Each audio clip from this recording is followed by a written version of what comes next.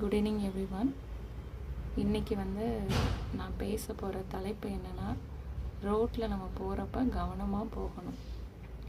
So அதுக்காக தான் நான் சொல்கிறேன். சில பேர் நடந்து வரப்பயே செல்லை பார்த்துக்கிட்டே வர்றாங்க. அந்த மாதிரி தயவுசெய்து வராதீங்க. திடீர்னு நீங்கள் குனிஞ்சுக்கிட்டு செல்லை பார்த்துக்கிட்டே வரப்போ திடீர்னு ஏதாவது ஒரு வண்டி வரும், இல்லை ஒரு வயசானவங்க யாராவது நடந்து வருவாங்க, இல்லை சின்ன பிள்ளைங்க யாராவது ஒரு சைக்கிளில் வருவாங்க.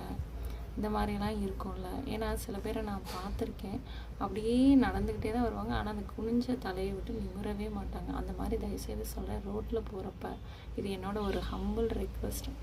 ரோட்டில் போகிறப்ப செல்லை பார்த்துக்கிட்டே அப்படி நடந்து போகாதீங்க. அதே மாதிரி ரோட்டில் போகிறப்ப இப்போ ஒரு ஃபோன் வருது அப்படின்னா எமர்ஜென்சி ஓகே நம்ம பேசுகிறோம்.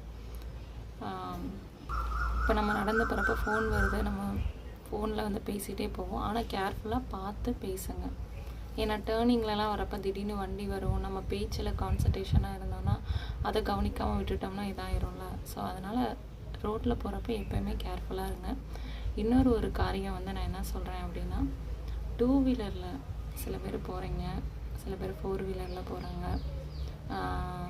அந்த 2 வீலரில் போகிறப்ப, அதாவது பிரதர்ஸ் அண்ட் சிஸ்டர்ஸே நான் சொல்கிறேன், நான் சில விஷயங்கள் பார்த்தது மனசு கஷ்டமாக இருந்துச்சு. முன்னாடி குழந்தைங்கள வச்சுருக்காங்க, சின்ன குழந்தைங்கள வச்சுருக்காங்க. ஸோ இந்த மாதிரி ஃபோன் பேசிக்கிட்டு போகிறாங்க.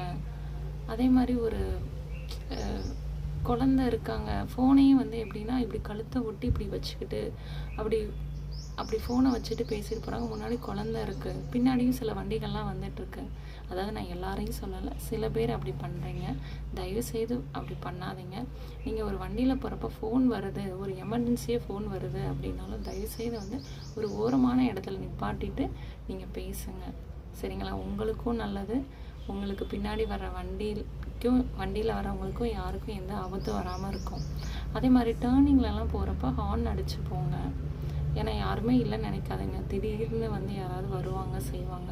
ஸோ அதனால் ரோட்டில் போகிறப்ப எல்லா விதத்துலேயுமே சொல்கிறேன், ரொம்ப கேர்ஃபுல்லாக போங்க. அதே மாதிரி நான் யாரையும் கஷ்டப்படுத்துறதுக்காக நான் சொல்லலை. ஏன்னா இந்த ரூல்ஸை நம்ம ஃபாலோ பண்ணால் தான் நம்ம குழந்தைங்க நம்மளை ஃபாலோ பண்ணுவாங்க. ஸோ நம்ம மற்றவங்களுக்கு ஒரு நல்ல ஒரு ரோல் மாடலாக இருக்கணுன்றதுக்காக தான் நான் சொன்னேன். ஸோ ஒரு சின்ன அவேர்னஸ் தான் அது. Thank you everyone.